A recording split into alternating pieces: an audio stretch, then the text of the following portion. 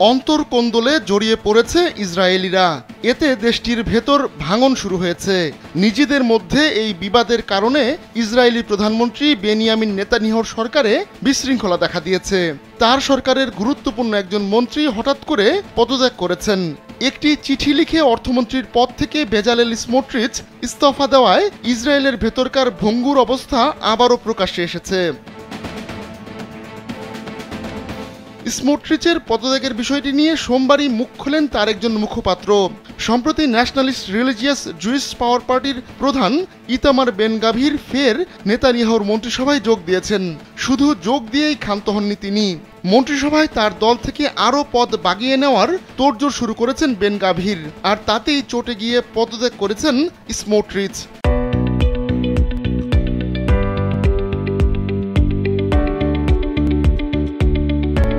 এক বিবৃতিতে religious Zionism party অভিযোগ করে স্মোট্রিচের সঙ্গে হওয়া রাজনৈতিক সমঝোতা লঙ্ঘন করেছেন বেন গাভির।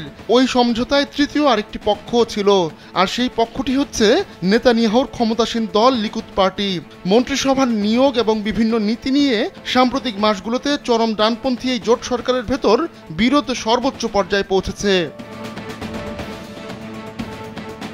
মন্ত্রিসভার পদ থেকে সরে যাওয়া স্মোট্রিচ এখন থেকে একজন আইন প্রণেতা হিসেবে ইসরায়েলি পার্লামেন্ট নেসেটে বসবেন, আর তার নিজের দল রিলিজিয়াস জায়নিজম পার্টির নেতৃত্ব দেবেন। অবশ্যই স্মোট্রিচ পদত্যাগ করলেও নেতানিয়াহুর জোট সরকারের পতন ঘটবে না। আর গেল সপ্তাহেই 2025 সালের বাজেট পাশ করে ফেলেছে ইসরায়েলি সরকার।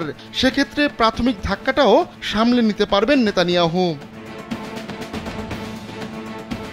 নেতানিয়াহুর সরকারের একসময়ের গুরুত্বপূর্ণ এই মন্ত্রী স্মোট্রিচ গাজায় ইসরায়েলি অভিযানের একজন ঘোর সমর্থক ছিলেন। তার বিরোধিতার জেরেই বারবার ভেস্তে যায় যুদ্ধবিরতির প্রচেষ্টা।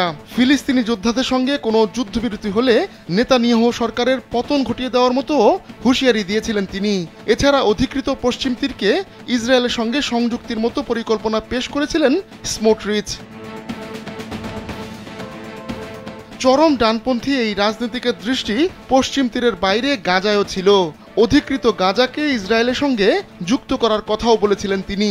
শুধু তাই নয়, সেখানে জায়নবাদী বসতি স্থাপনকারীদের থাকার ব্যবস্থা করতেও বলেছিলেন স্মোট্রিচ। তার দাবি ছিল নিরাপত্তা নিশ্চিত করতে গাজার উপর ইসরায়েলের নিয়ন্ত্রণ দরকার। সামরিক উপস্থিতি বজায় রাখতে বেসামরিক লোকজন সেখানে থাকা দরকার বলেও মন্তব্য করেছিলেন তিনি। আহমদুল্লাহ শিকদার, কালবেলা।